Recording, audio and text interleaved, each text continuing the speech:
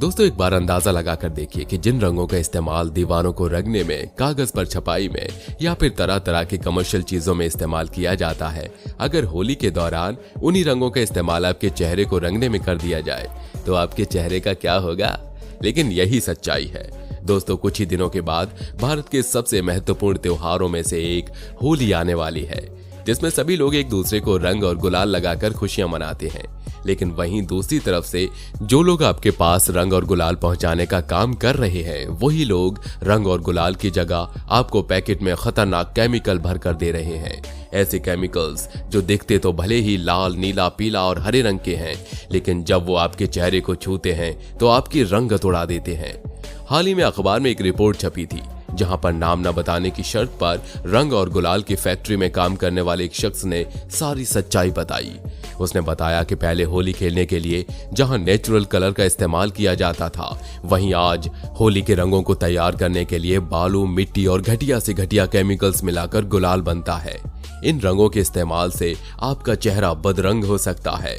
उसने बताया कि जिन रंगों में जस्टिन केमिकल मिलाया जाता है जो बहुत ही हानिकारक होता है, और सेलगड़ी समेत बहुत सारे हानिकारक केमिकल्स आते हैं जो बहुत ही खतरनाक होते हैं। फैक्ट्री में काम करने वाले शख्स ने बताया कि फैक्ट्री में रंग और गुलाल को तैयार करने का काम बहुत ही गंदे तरीके से होता है। वहां पर साफ सफाई का बिल्कुल भी ध्यान नहीं रखा जाता। वहां पर रंग और गुलाल को इस तरीके से तैयार किया जाता है जैसे उसका इस्तेमाल इंसानों के चेहरे पर करना ही नहीं है। फैक्ट्री में जब रंग और गुलाल को तैयार किया जाता है तो सबसे पहले तरह तरह के फ्रेगनेंस और रंगों को मिक्स कर दिया जाता है।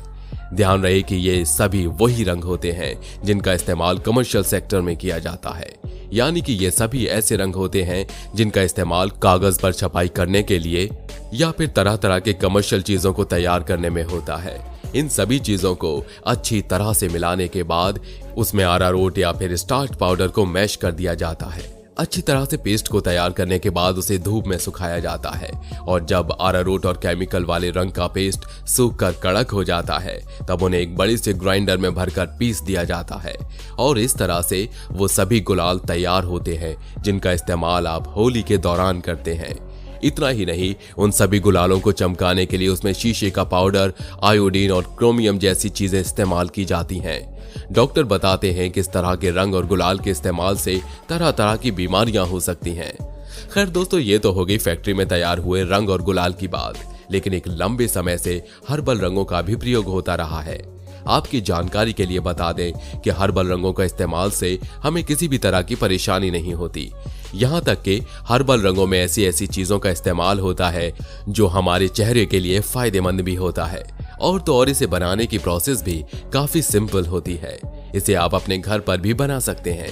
दोस्तों, सबसे पहले हर्बल गुलाल को बनाने के लिए वैसे फूलों का इस्तेमाल किया जाता है जो उसकी चटक रंग वाले होते हैं, जैसे टेसू के फूल, गेंदे के फूल और पलाश के फूल। हालांकि उन फूलों को भी प्रायोरिटी दी जाती है जिनसे अच्छी सुगंध निकलती है।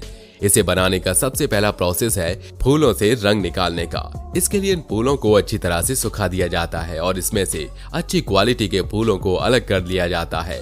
इसके बाद मिट्टी के चूल्हे पर एक बर्तन में पानी को गर्म किया जाता है और उसमें फिटकरी को मिलाया जाता है। जब पानी उबलने लगता है तब उसमें सूखे फूलों को डाल दिया जाता है और एक निश्चित तापमान में गर्म होने पर फूल रंग छोड़ने लगते हैं। उबलते हुए फूलों को कॉटन के कपड़ों से निचोड़कर रंग को एक बर्तन में जमा कर लिया जाता है। इसके बाद निकाले गए रंग में टैल्कम पाउडर को मिलाकर एक पेस्ट बना लिया जाता है। गाढ़े पेस्ट को एक कपड़े पर रखकर सुखा दिया जाता है, और जब ये सूख जाता है तो इसे पीसकर नेचुरल अबीर तैयार कर दिया जाता है। दोस्तों, इसी तरह से अगर आप हरे रंग के अबीर को तैयार करते हैं तो आपको नीम की पत्तियां या फिर किसी अन्य फूल की पत्तियों का इस्तेमाल करना होगा। नीम की पत्तियों को पीसकर तैयार हुआ पेस्ट हरा रंग का बन जाता है। इस पेस्ट को पानी में मिलाकर भी रंग खेला जा सकता है, और तो और फेस पैक की तरह भी ये काम करेगा। नीम एंटीबैक्टीरियल और एंटी एलर्जिक होने के कारण स्किन के लिए फायदेमंद है, और तो और इससे कील मुहासों की समस्या में राहत भी होती है। नीम की पत्तियों को सुखाकर इसके पाउडर को भी गुलाल की तरह लगाया जा सकता है। इसी तरह से आप लाल रंग को तैयार करना चाहते हैं तो आप चुकंदर का इस्तेमाल कर सकते हैं। इस मौसम में चुकंदर आसानी से उपलब्ध है। इसे घिसकर पानी में उबाल लें और लाल रंग तैयार है। गहरा पिंक रंग चाहते हैं तो इसमें पानी ज्यादा मिलाएं। इसके अलावा इसे पीसकर पेस्ट भी बना सकते हैं। खास बात यह है कि ये रंग आंखों और मुंह में चले जाने पर नुकसान भी नहीं देता। बच्चों को नुकसान से बचाने के लिए इस रंग को पिचकारी में भरकर भी दे सकते हैं। दोस्तों, इसी तरह से अगर आप पीले रंग को तैयार करना चाहते हैं तो आप हल्दी का बड़ा बेहतरीन इस्तेमाल कर सकते हैं। पीला रंग बनाने के लिए हल्दी सबसे बेहतरीन विकल्प है।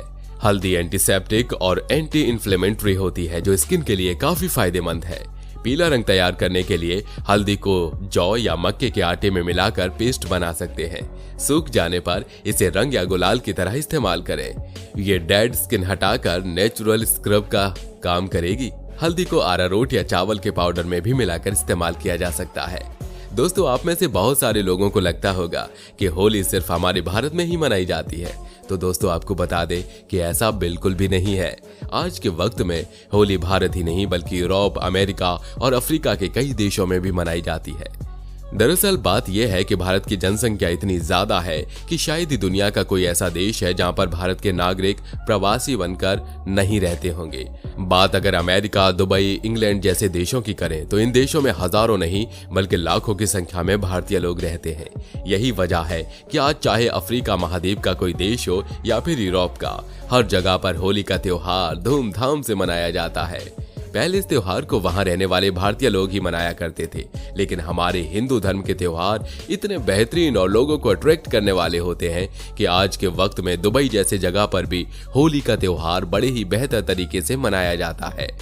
शायद आपको यकीन नहीं होगा, लेकिन अफ्रीकी महाद्वीप के कुछ देशों में आप वहां की होली देखकर अपनी होली भूल जाएंगे।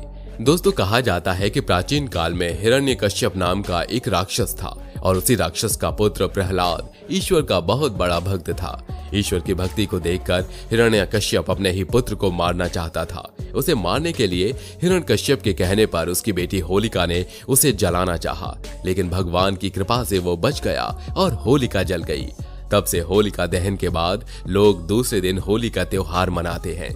होली से जुड़ी और भी कुछ कहानियां प्रचलित हैं। इस दिन लोग नए कपड़े पहनकर एक दूसरे को रंग और गुलाल लगाते हैं। लोग इस दिन तरह तरह के पकवान और व्यंजन बनाते हैं और दोस्तों से मिलकर उन्हें होली की बधाई देते हैं।